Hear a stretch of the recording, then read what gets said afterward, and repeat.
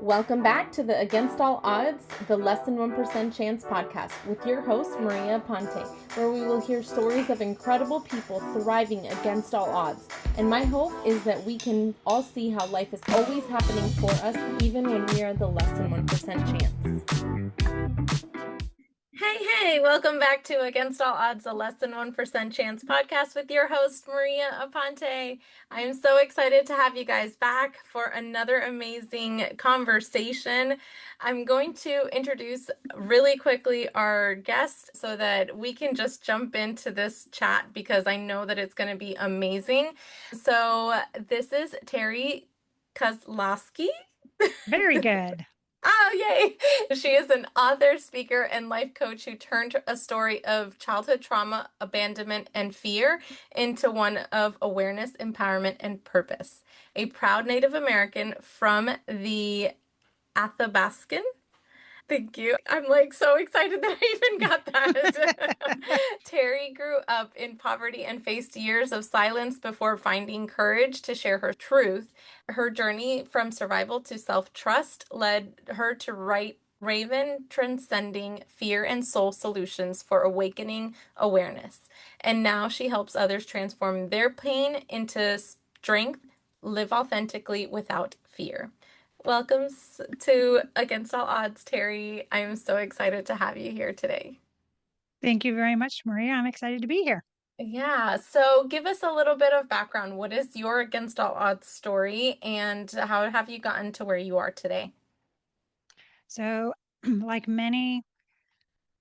sadly, like many females, I grew up with child sexual trauma.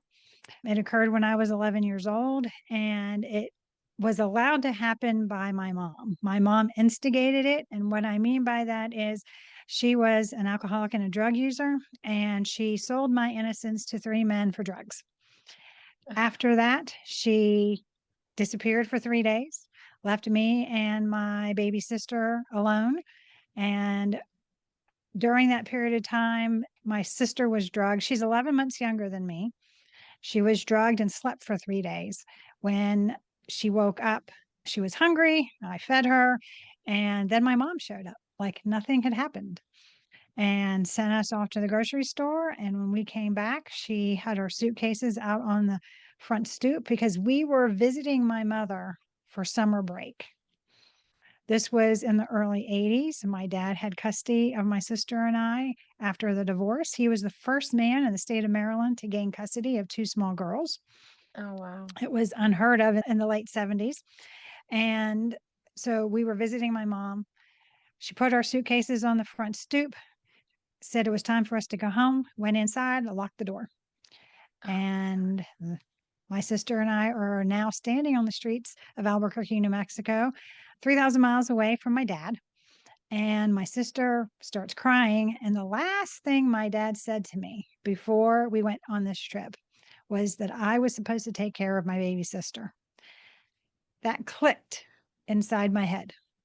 And my egoic mind woke up and decided that was my mission and I had to take care of my baby sister. So we made a plan and we got to my mother's best friend's house, called my dad, told him what happened, said it was time for us to come home. And next day we were on an airplane back to Pennsylvania. I got off the airplane very calmly, walked up to my dad.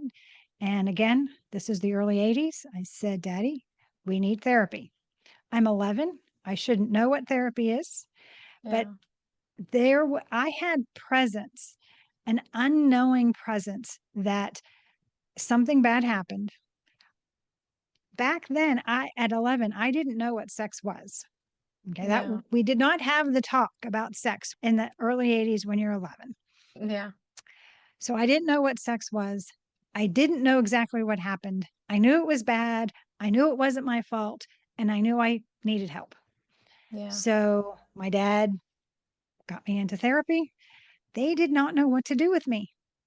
This is before Oprah Winfrey came out about her child sexual trauma, which, by the way, was the first time I had thought that I found out anybody else on the planet that this had happened to was me watching Oprah and her coming out with her story.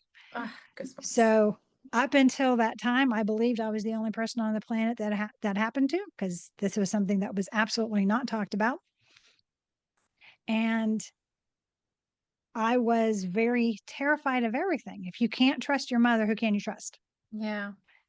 So I had the trust issues, I had abandonment issues, then of course I had trauma issues. I had all these issues that were going on, and I was a terrified little girl. Yeah. And we now know that when you have childhood trauma, as substantial as I did, that you quit growing psychologically, you stay at 11. I stayed at 11. And the idea is that as we grow, we're supposed to update our software in our Yeah. brains. At 20, you're supposed to update your software because you are no longer a teenager. You now are a young adult and you have to go through life with a different mindset. When you Yeah. turn 30, you need to upgrade the software because now most likely you have a family and you have to up and you're a professional. So now you have to update your software. And every 10 years, I believe you should update your software. I Yeah. wasn't updating my software. I didn't know how to update my software because my egoic mind took over, which is its job. Its job is to protect. Yeah. And it did a hell of a job of protecting me. I stayed fearful about everything and everybody. And as you go through life in that fearful state, everything is about staying safe. So you don't make connections with others because you can't trust them. You feel lonely because Yeah. you're not making connections. You wallow. And back then, therapy did one of two things. It either allowed you to wallow and revisited the trauma over and over and over again. So you were re traumatized. Or in my case, they didn't ever talk about the trauma. So I learned in therapy. It's very different now. So I'm not knocking therapy. Yeah. Back then, I went to learn how I needed to put on masks and armor so that everybody around me was okay. Yeah. It wasn't about me being okay. It was about everybody Making else ev around. yeah, making Yeah, everyone else comfortable. correct. And I learned that very, very well. And as I suffered silently. Ugh, that's so tough. I grew up in a very Hispanic Catholic background, and we didn't talk about that kind of stuff either. No. And when I was sexually assaulted at 16, I kept it to myself for 3 years. And when I finally broke and told them, that's the day that I also left my house. But it was because I had started to go to therapy on my own. And I was 19 years old, and I knew, I innately knew that wasn't my fault. And Mhm. the insults came and so forth because that's where their protective brain goes, right? What did you do? And to this day, I could probably say that it was mentioned two other times by me, not by them. They would have never wanted to touch that subject ever again to make themselves feel comfortable. And I'm just not that way anymore. I'm very open with my story because of that, because I feel like it isn't my job to make anyone else feel comfortable. I feel like it became my purpose to share my story so other people don't feel alone, because I felt all alone. No one else was going through this. And so in my brain, I was dealing with this all by myself, and it created so much dis-ease in my body that it then created disease. I had cervical cancer at 18. So it was all this suppressing all of the bad stuff that my body was like, "No, no, no. We can't handle all of this." And so, yeah, it's crazy what we have to do to make everyone else feel better about their life. So one of the things that I realized, I knew it wasn't my fault. Yeah. Okay. So I came back knowing that. I also never felt alone because I always felt that God, spirit, whatever you want to call that, the universe was with me. And then, of course, God and I had arguments during my teen years because I focused on the wrong question, which is why me? Yeah. Why did my mother hate me? Why did this happen to me? Why can't, why? And the reality is, if we really honestly look at that question. It doesn't matter what the answer is, it's never acceptable. Yeah, absolutely. Even my mother was a drug addict. She was an alcoholic. She had her own trauma. She suffered, but that doesn't give her the right to allow it to happen to me and not to protect me from it. So it doesn't matter what the excuse is or what others say, the reason why it happened. It wasn't because of the clothing I was wearing. I was 11. Yeah. It doesn't matter what the reason is because it's unacceptable. So I actually got the answer from my dad when I sat down with him at age 12 to tell him what happened. He was very kind. He listened. He didn't interrupt. And then when I was done, he asked me a very, very important question that I didn't realize how important and pivotal the question was till I was 40. So I suffered a lot longer than I should have. Yeah. At 12, the question was, now what? This bad stuff has happened. Now what do you want to do? Now, my 12-year-old mind went to, I could prosecute, but there was no evidence at that point. And I was going through all the now what. But the reality is, that question really is the crux of the healing journey. Yeah. This bad stuff happens. And now what are we going to do with it? Are we going to wallow in it for the rest of our lives? And I know women who love their victimhood. Oh, And yes, me it's too. sad. It's sad that they wrap up who they are into being the victim. Yeah. That shows two things. Number one, their egoic mind stayed in control of them, and they are always living from a place of fear.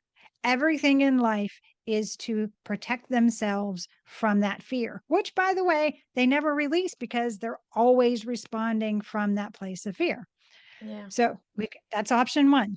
Option two is accept what happened and heal from it. Yeah.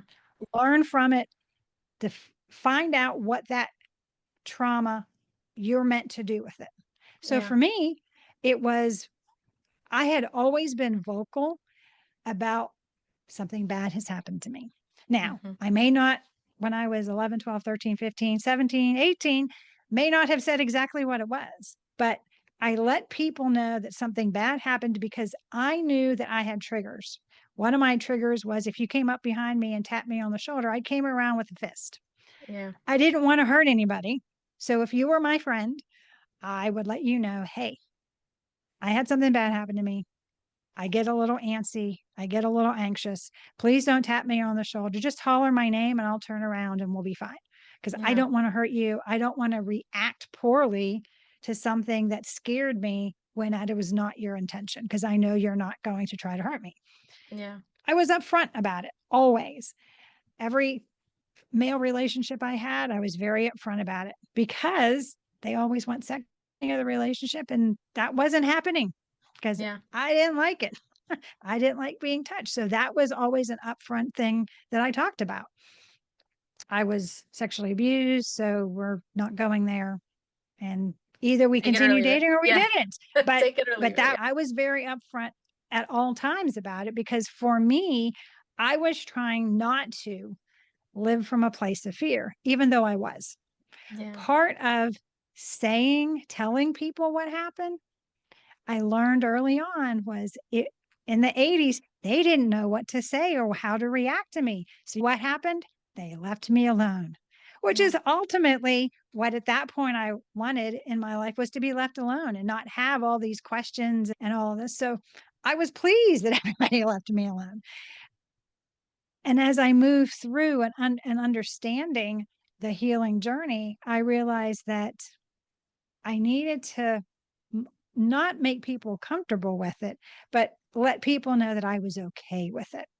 Yeah. And for me, that meant I had to forgive my mother, which was a journey in and of itself. Forgiveness is always its own journey. Yeah. And I had a lot of, I had abandonment issues, I had sexual trauma issues, just a lot of issues with my mother. But I was always a very positive, hopeful individual. And I always thought my mother and I would reconcile. We never did. And when she passed, my sister said to me, "Are you sad?" And she wasn't in my life. I didn't have a relationship with her. And then I realized later on that we didn't reconcile. And I always believed we would. And I realized that now that she has passed, her body, her suffering is no longer with her spirit, and that I Yeah. could reconcile with the spirit that she is. So it's a journey in and of itself. And for Yeah. me, understanding that my journey was hard, my journey took a long time, but now I have the tools that I can help others not go through the pit of hell that I Yeah. went through, and I can be a bridge to help them get to the other side of trauma. Yeah. That's so powerful. Yeah. And I always feel like forgiveness is always more for us than it is for the other person. It's let allowing our own spirit to feel calm. I have a coach that I've worked with for years, then he always says, and he got this from personal development on his own as well, but it just stuck with me because I worked with him for so long.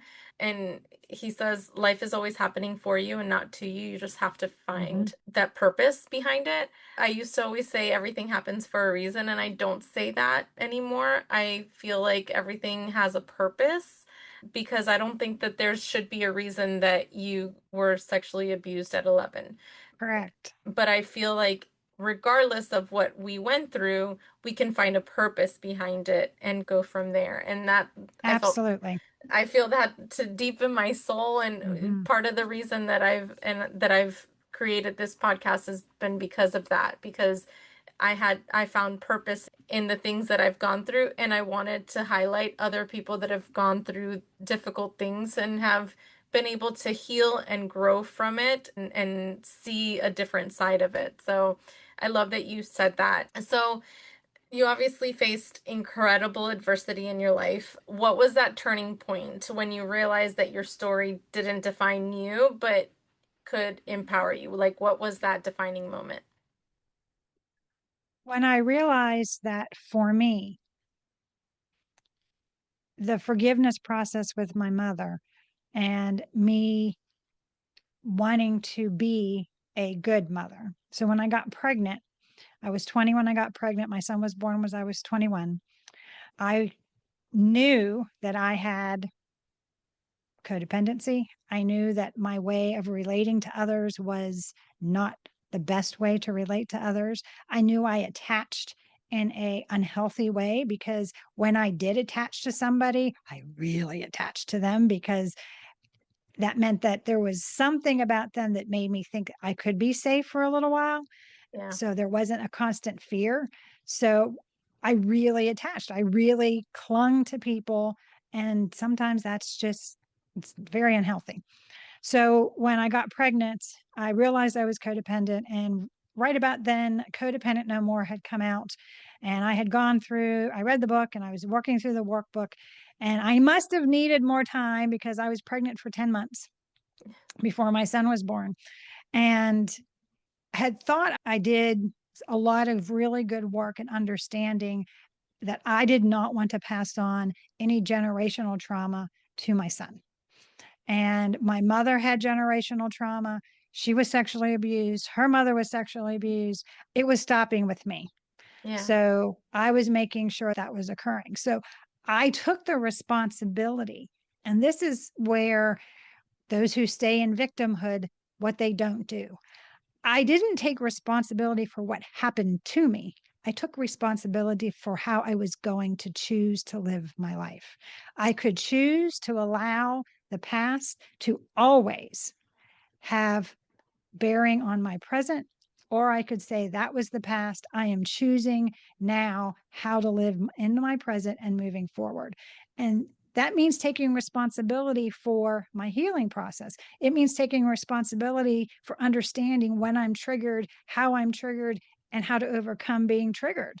And Yeah. those are those harder steps to take because when you think that, oh, the three men that sexually assaulted me were Hispanic men. So, of course, my ego, when I see Hispanic men, my ego flares up. And it's always amazing how the universe puts us into places so that we can heal. I Yeah. ended up working for a company that was owned by Hispanics and ran by Hispanics. I was surrounded by Hispanic men and learned that they are very loving, caring, compassionate people. And now, even now, my ego still says, hey, there's Hispanic men. But now I can tell my ego, thank you for pointing that out. It's no longer a problem. I can move forward. And the anxiety and fear dissipate. But I had to take responsibility to know that was a trigger. And the other thing that happens is once you get over the major triggers, there's a whole bunch of little ones underneath that you Yes. it's come up and it's like, where did this come from? Yeah. And it's go and understanding that as you go through life, those things that trigger you almost always come from your past. Another thing that triggered me, my mother is an alcoholic. So I joined a biker gang. I was a leader of a biker gang for a while. Oh, And one of the things the biker gang did is we would ride all day and then we would stop and spend the night. We'd park the bikes, we'd go have dinner, and everybody started drinking. yeah. I have an angst with alcohol. Yeah. It's understandable. But what the biker gang showed me was it was my problem. It wasn't theirs. They weren't doing anything wrong. They would drink like crazy. They would laugh and have fun. They were completely safe. They would stagger back to the hotel room and go to sleep. Next morning, everybody ate and we went on our way. They didn't drink while they were riding the motorcycles. Nobody got harmed. And for me, my mother was a mean, mean, nasty alcoholic. She would say things and hit and just nasty. These people were not. It showed me that drinking alcohol did not mean that a monster was coming out. Yeah. But still, when I'm in social arenas where there's a lot of drinking, there's an anxiety that rises up in me. And I have to remind myself Yeah. nobody's driving. I'm in a safe place. If it really bothers me, I have choices now. I can walk away. I can go home. I can say to my husband, hey, I'm getting uncomfortable. Let's go. And he understands and we leave. So there are options now that I didn't have when I was growing up. You can't walk away from your alcoholic mother Yeah. because she'll come after you. Yeah. What do you mean you're walking away from me? It's all of those things. So it's learning what those triggers are and taking responsibility for the fact that I'm the one with the problem. I'm the one with the issue. I'm the one that's reacting poorly. Let me find out why. Let me choose to heal that wound so that I can now respond from a place of love and know that I have options.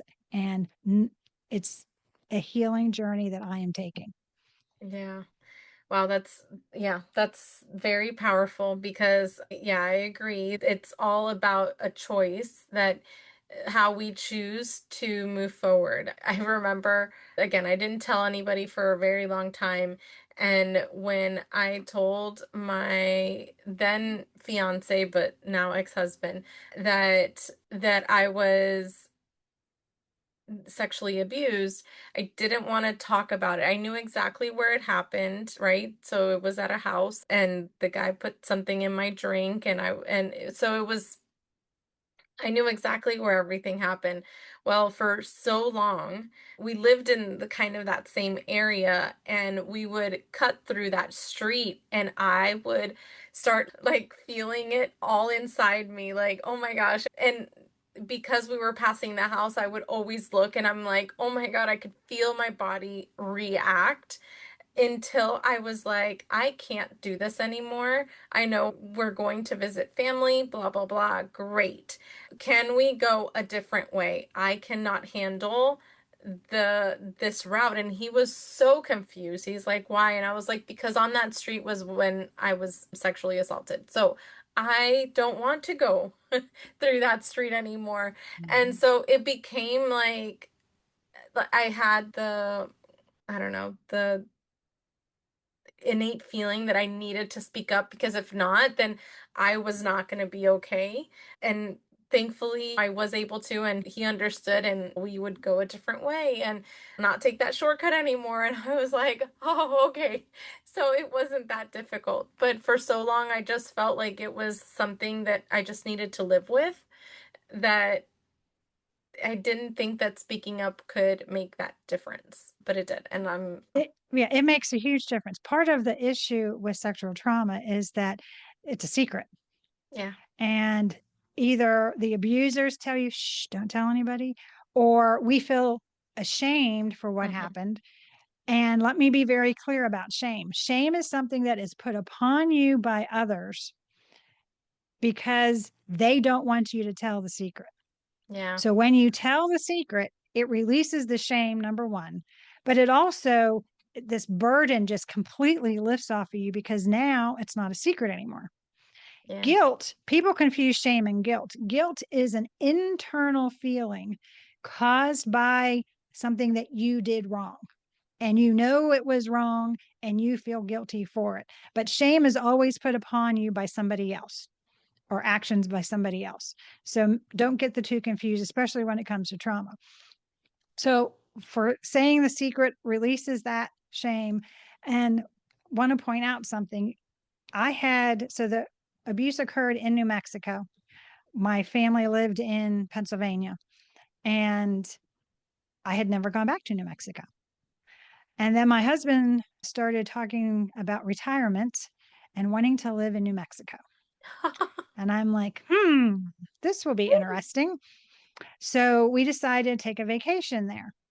And he knew when I talk about my abuse, I talk about New Mexico. Yeah. Okay. I associate New Mexico. That So we planned the vacation and I made it very clear. I have no idea what's going to happen. I think I'm going to be just fine, but I don't know. And as we are driving and crossing the Texas line into New Mexico, I'm sitting with it. I'm not feeling anything. The next big sign was Albuquerque, which is where my mother had lived and where the abuse occurred. And I'm making our way to Albuquerque and still nothing. And then all of a sudden, peace just entered. And it was how spirit let me know I was healed from the experience, that nothing about that place is associated with any fear or harm or resentment. It's just healed. yeah. And now we every year take a 10-day trip to New Mexico and Oh, that we will be retiring there. We found the location we want to move to. But when he first mentioned it, it was kind of like, well, this will be interesting. yeah.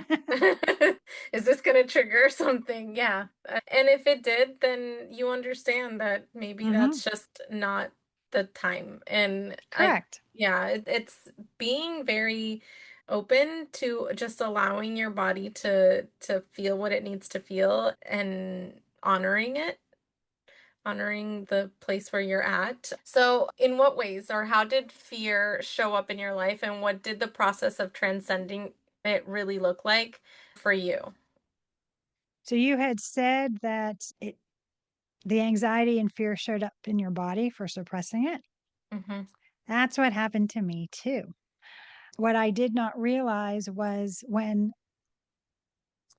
because I told you that my dad said to me I had to take care of my baby sister.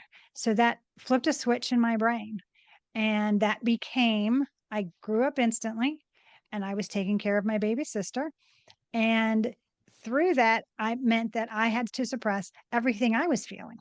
Yeah. And I continued to do that because to keep everybody else happy, you suppress that you're feeling depressed. You suppress your anxiety, you suppress your fear, and you put on the smiling face and you wear the mask and armor so that others feel comfortable.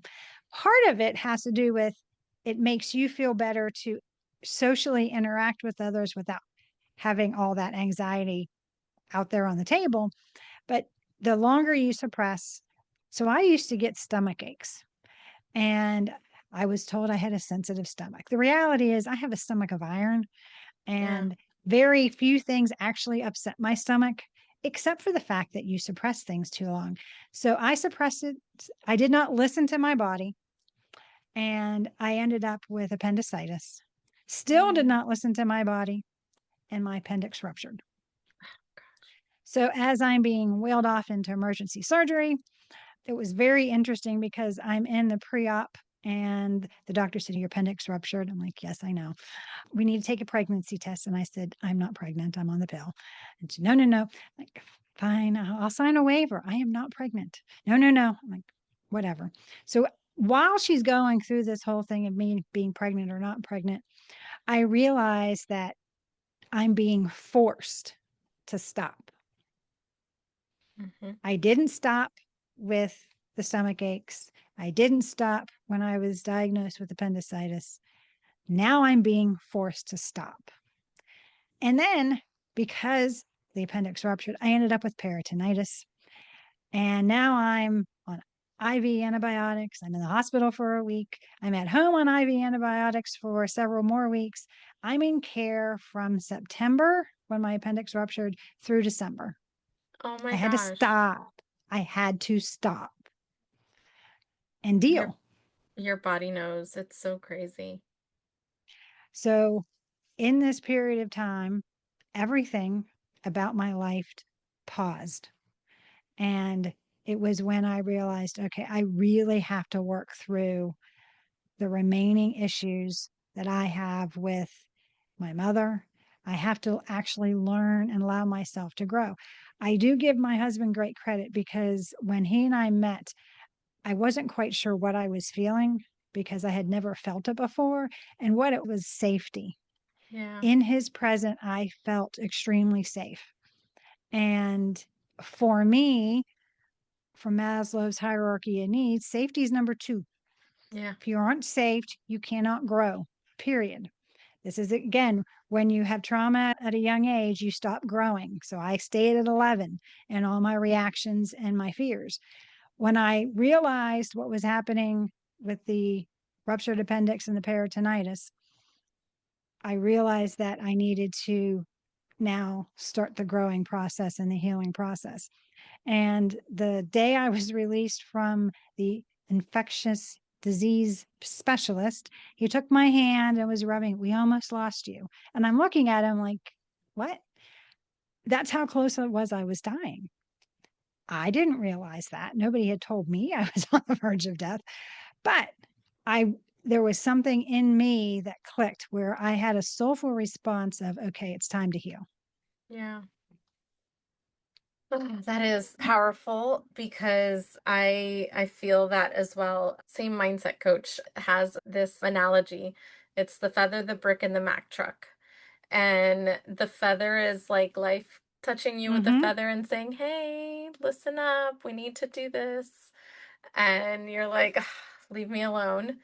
And then we're sitting at the dinner table and there's a brick thrown through your window and with a letter wrapped around it with life saying, "Hey, wake up," but you're so focused on the hole in the window that we don't look Mm-hmm. at the note. And then when all of a sudden we see a Mack truck heading our way and we just get smacked with the Mack truck, that's those Mack truck moments that life is like, Yep. no, you listen now because there's no other Correct. choice.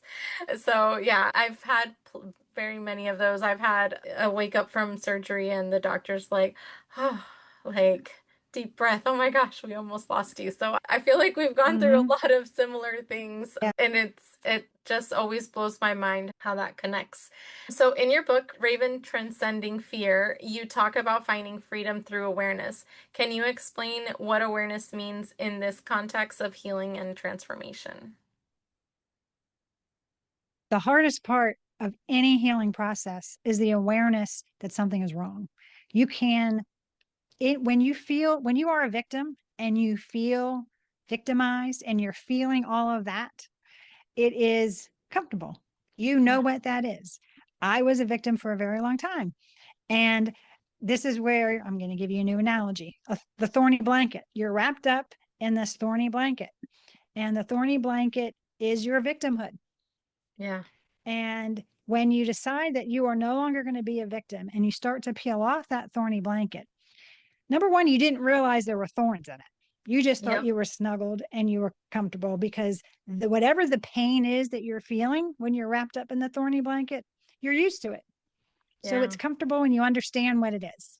I know what that pain is. Yes, that's Oh, there's my mother again telling me how unworthy I am, whatever. When you take off the thorny blanket, the thorns come out, and now you're bleeding. Something's got infected. There's green pus coming out, and it's painful. Yeah. The healing process is painful because now you are having to deal with the wounds. When you come out of surgery, when I come out from surgery from appendicitis, I have a giant gash on my side. Moving is difficult, it's painful, Mhm. but it's healing. And so the healing process is painful and it's unfamiliar pain. So Yeah. a lot of people put that Yeah. blanket back on because they know what that feels like. Then Yeah. they have to start the whole process over. Taking off the thorny blanket is the first step. That's the awareness of the fact that this is going to be better for me, but it is still going to be painful and a pain that I'm not familiar with. I do not understand it yet. And Yeah. as you move through, that's what I mean by awareness. Awareness is the most difficult and hardest thing to awaken to. Yeah. And that's why my second book, Soul Solutions for Awakening Awareness, is the steps that I took to help you awaken to the awareness that you need to heal. And sometimes, hopefully, it's before the Mack truck moment, but you and I needed a Mack truck moment. Yeah. To wake up. And yeah, and hopefully our Mack truck moments mean that other people who listen to us and who follow us can realize it either with the brick or with the feather. Yeah, absolutely. I love that. So many people feel stuck in survival mode, which I'm aware of because I've been in it, afraid to step into their truth. What first step would you recommend to someone who wants to move from that fear into that self-trust? The first thought that came to me was forgiveness, but that's a hard one for a lot of people. Hmm. So, what I'll say is forgiveness for yourself. Yeah. Start there because you have to forgive yourself for staying the victim. And because for me, being a victim meant that everybody left me alone, which is what I wanted. So, I had Yeah. to forgive myself for wanting to stay disconnected from others. And then the second thing would be you must connect with others to heal. Healing does not happen in a vacuum. Body Yeah. doesn't heal in a vacuum. Your heart and soul will not heal in a vacuum. You have to connect with others. And only through community can you connect and can you find your tribe, those people with like mindedness, those people who have already overcome the same things you're struggling with. Because there are people out there who have. You and Yeah. I are good examples. And for me, Oprah was my example because she was the only person, it's the first person I found out ever that had gone through something similar. So we look for those people that we can say, hey, she did it. Yeah. Maybe I can do it too. And then start building your self confidence. And the way you start building your self confidence is learning to reframe how you speak to yourself. Self talk can be so life affirming or life damaging. Yeah. And it is Absolutely. our choice. We have to consciously choose and awaken to that awareness of how we are speaking to ourselves and learn to speak from a positive, loving, compassionate place for ourselves. And the way to do that is to start with simple I am statements. I am is the most powerful statement we can make to ourselves. Whatever we put after that statement is truth for us. I am tired. Well, if you keep saying how tired you are or how busy you are, you will always be tired and busy. So Yep. start by saying things like, I am safe. Yeah. I am worthy. I am enough just as I am. I am not broken. That's one of the big ones is that I know that despite everything that I had been through, I knew I wasn't broken, but I felt broken. And I didn't Yeah. understand why I felt a certain way when I wasn't. And then it dawned on me, hey, wait a second. I've been wearing masks and armor and hiding my authentic self, hiding the light. And so only rays of light could come out through the mask and armor. That's why you feel broken Yeah. because your true self is not shining through. Only when you take off the mask and armor can your true light, your whole authentic being shine. And then you don't feel the fragmentation of that brokenness that you think is what you are. And you're not. You're whole just as you are. Yeah. Yeah. I feel like there's been so many times that I've had to, because of it hasn't just been one thing, right? We go through different things in life, and I've been that less than 1% chance many times in my life. And so it's things that, okay, you add stuff to your tool belt, and those things are, okay, I have to learn how to forgive myself. Forgive myself for stewing in this situation and continue. Mm-hmm. And then, but it's not just a one-time thing, it's a choice that you have to continue to make. At least in my experience, it has Mm-hmm. been a choice that every day I have to make. Okay, I trust myself. I am safe with myself. And I love that you said the I am statements. Those are so important. When my kids were younger, and I was going through my own healing journey. I was a single mom of three kids, and one of the things that I wanted to make sure to do was really teach them how to speak to themselves in a way that was empowering. And so we would call it the wonderfuls. And so before they would get out of the car for school, I would say, okay, give me your wonderfuls. And they would tell me, something wonderful will happen to me today. Something wonderful will happen to me today. Something wonderful will happen to me today. And then they'll give me three things that they're grateful for and three I am statements. And so it always started at least their day with that kind of self-talk. And we needed it. Like my daughter had a lot of mental health issues growing up, and life was chaotic, especially in the mornings. And so, but I wanted to make sure that before they went to school, that at least there was that kind of self-talk, because I knew how important it was for them to learn even how to do Mm-hmm. that at a young age. So I really love that Because you said we weren't taught because we weren't no, taught that. no, not at Correct. all. So, and that's one, yeah, that's one of those things that as parents, we're always wanting to do better for our children and Yeah, provide for them those things that we did not have from an emotional and psychological standpoint. And I saw it more with my granddaughter than I did with my son because I was so conscious of everything with my son. With my granddaughter, it was very, very different. And yeah, how I related to her was more of, I'm here as a guardian of your little soul. You blossom and do what you need to do. yeah, And if she got into areas I thought were unsafe, I would kindly, gently suggest something else. yeah, And she either went for it or she didn't. And if she didn't, I was there when something bad happened. yeah. And whether it was a fall or something she did not realize was going to occur, so that she understood consequences happen. Mm-hmm. Good and bad consequences can happen. And Oh it's my God. based on how you respond to those consequences, whether or not they're really good or bad. Because events are neutral. Yeah, Change is neutral. It's our perception we put upon change and events, whether it's positive or negative. And the reality is they're just things, they're just events, they're just time.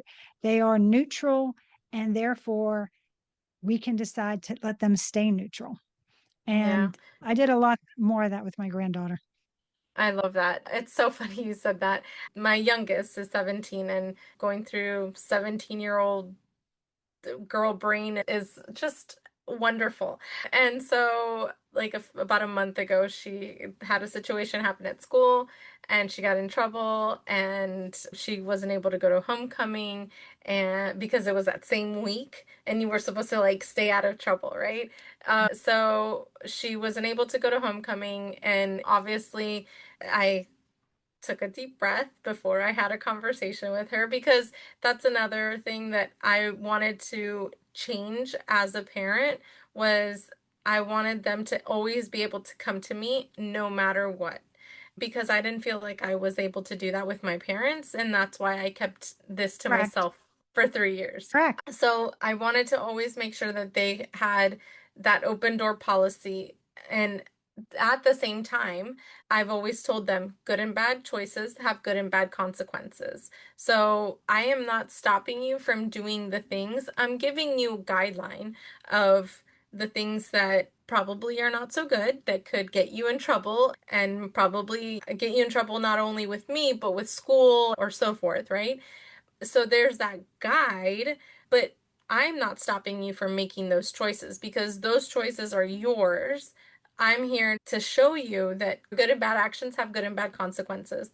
So that's fine. I'm not stopping you from living your life. You have to learn things on your own. That's okay. However, there is a consequence that goes with it. And it could be Hmm. either way. Like you do something great, then let's go out for a makeup shopping trip. Whatever. Like there could be, you Hmm. know, both good and bad. And so I try to always let them know that, hey, I'm not stopping you from doing you. Like with my oldest daughter, it was more, there was that like anxiety of, well, I want to protect her from experiencing the kind of pain that I went through. And I had a therapist, an amazing therapist that they still sometimes even see now, tell me, hey, mama, you need to just allow them to experience those things because you are the person that you are because of the things that you've experienced. You can't stop and protect them from that. You can guide them, but you can't stop what their choices are going to be. You can just make do the guidance part. And I'm like, "Oh, that makes so much sense." That was part of my own healing journey was Right. learning how to listen to those that are also guiding me because I want to be the best parent that I possibly can for my kids, but also there's no manual. So Correct. you learn how, as you go. And I love that now you get to be that also for your grandchild because that is like another chance for us to be able to provide that safe space as well. So I love that. Do you know why there's not a manual? I can imagine, but go ahead, tell us. The reason there's not a manual is because your youngest daughter, there's nobody else on the planet like her. Hmm. Therefore, how in the world is there going to be a manual written for her? The Yeah. reality is the manual was written and given to her, and you have to learn to read the manual Yeah. as she develops and moves through life. And Yeah. that's the only way you can guide her is based on her choices and her experiences that she shares with you. Yeah, absolutely. Yeah, and I think that's super powerful. I completely agree. There's been experiences that my ex-boyfriend that I was with for about 6 years, but it was 6 years of their life that was very critical. And he passed away. He had a massive heart attack and passed away. And just the way that not only was I dealing with my own grief about him passing, but I had to hold their grief with them as Hmm. well. And the way that each of them was told and how each of them reacted and how each of them have coped have been three completely different ways that I've had to learn and understand, and I've used that as like clues for up things that come in the Hmm. future. But yeah, you're right. There's no manual because they're so individual and Correct. they're so themselves. So I never, and I told her, I told tell my youngest, you have a very different mother than what Isabel had because I have grown and I Correct. have changed. So your older sister and your older brother, I'm three different parents. I'm not going Right. to be the same because I've learned and evolved and grown throughout this process. And I've also allowed myself to understand what kind of energy like I put out into my household. And so before I would fight for this is how it has to be because I'm the parent and blah blah blah. And then I started to be like, but no, not really. That's not the best way to get the best reaction and the best, I don't know, Response. response from them. Correct. So Mhm. yeah, that's been interesting to say the least. So, what does living against all odds means to you now, and how do you continue to live with courage and authenticity each day? So, living against all odds means, and we all do it, Hmm. everybody has their own story of beating the odds because anybody that has trauma as a child and lives to be, today's my birthday. I've turned 57 today. And so, Happy birthday! thank you. So, at 11 versus now, I'm thriving Yeah, and understanding that no matter how we lived our life, whatever our trauma was, whatever our healing journey is, ultimately we are come into this world knowing who we authentically are and understanding that our purpose is to love and be loved. yeah, Trauma happens, stuff happens, life happens, and ultimately remembering who we authentically are is the healing journey. It takes us back to the fact that we are authentic beings who are meant to love and be loved. yeah, And if it's about remembering who we are, going back to that beginning place and thriving in life because our purpose is to love and be loved. So if all we're doing is loving other people, and for you and I, we particularly want to love those who feel unlovable. We want to love those who have suffered similar situations that we have suffered through and help them so they don't suffer as long as we did, yeah, so that we help them thrive faster bef- than we did. And yeah, ultimately, it's realizing that in the circle of life, that's exactly what's supposed to happen. If you've been through something and you've overcome, your job is to go back and help others overcome too. yeah. I love that. So, what limiting beliefs or roadblocks did you have to overcome? Maybe the biggest, because I know we've had to overcome many, but which one would you say was the biggest that you had to overcome to get to where you are today? Let go of perfectionism. Oh, yes. Yes, yes, Bec- yes. because of the trauma and because we've put on the mask and armor so other people around us thought we were okay, we end up living this false perfectionist lifestyle where, okay, if I look like everything's okay, then everything is okay. When inside you and I were both melting away, I ended up with peritonitis, almost dying. You ended up with a disease and almost dying as well. So it comes down to we didn't listen to what we were being told. Hmm. Our soulful self is always speaking to us. The Yeah, issue is it whispers. yeah, And when there's chaos, when the egoic mind is just ruminating, it screams at us. yeah, Don't do that. Oh my gosh, don't go there. Don't forget to do this. Oh, you didn't pack that. Whatever it is, the ego screams at us all the time.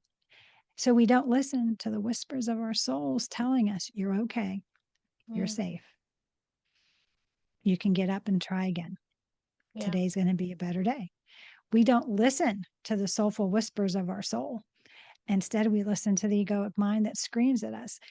And the ego wants us to be perfect. So that mask and that armor is what others see. When the reality is we are not perfect.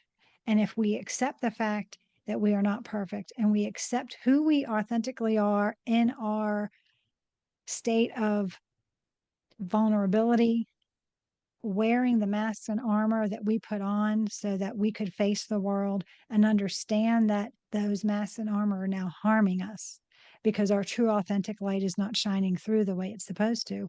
And we remove them. When we remove the mask of perfectionism, what we realize is that we are perfectly, authentically ourselves.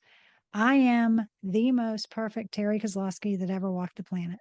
You are the most perfect Maria Ponte that ever walked the planet. And yeah, therefore, we have to remember who we authentically are. Only then can we continue to thrive in life. yeah. I love that so much. And so, to wrap up, what daily habits and rituals would you say has helped you reach the level of success and continue to reach your potential? My quiet morning time. I believe that everybody needs to start the day grounding themselves in whatever way they find for them. For me, it's meditating, journaling, and I write I am statements every day Yeah. because it sets me up to know exactly who I authentically am and who I want the world to see. Yeah. And I if love I that. do that every day, then I'm starting in a grounding place, a place of peace, a place of love, being authentically me to carry it through the day. And it also raises your vibrational frequency when you start from a place of love. And if you start off with your vibrational frequency pretty high, all kinds of bad things can happen and you're still going to be higher than most people. Yeah, I agree. Like I said earlier, my oldest daughter, just we had really rough mornings. And when I learned that like this would be every day, I would wake her up for school with just anxiety of, oh gosh, what is today going to bring? And I learned, again, through my own healing journey, I learned that if I could just sit and meditate for 5, 10 minutes, just listen to my breath and really come from a place of gratitude.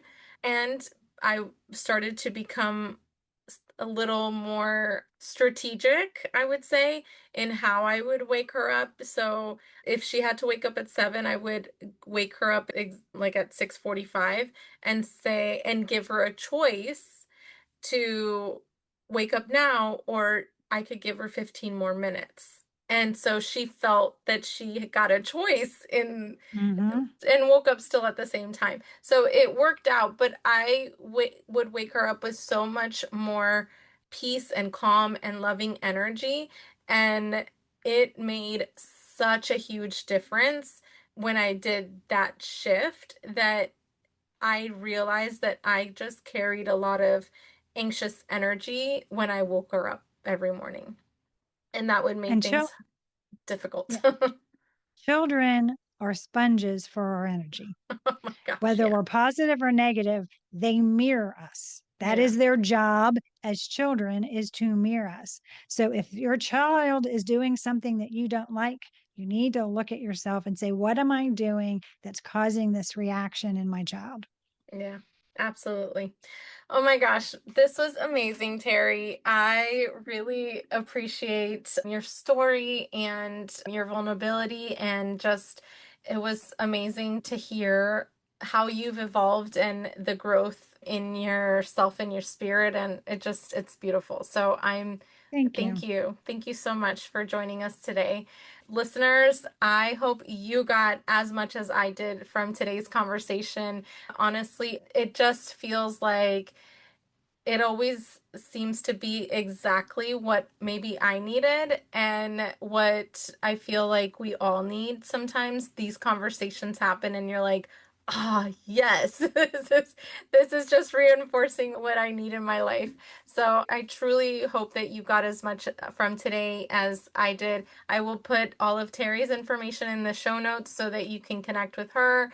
And thank you so much for listening today. Peace out, guys. Love your life. Bye.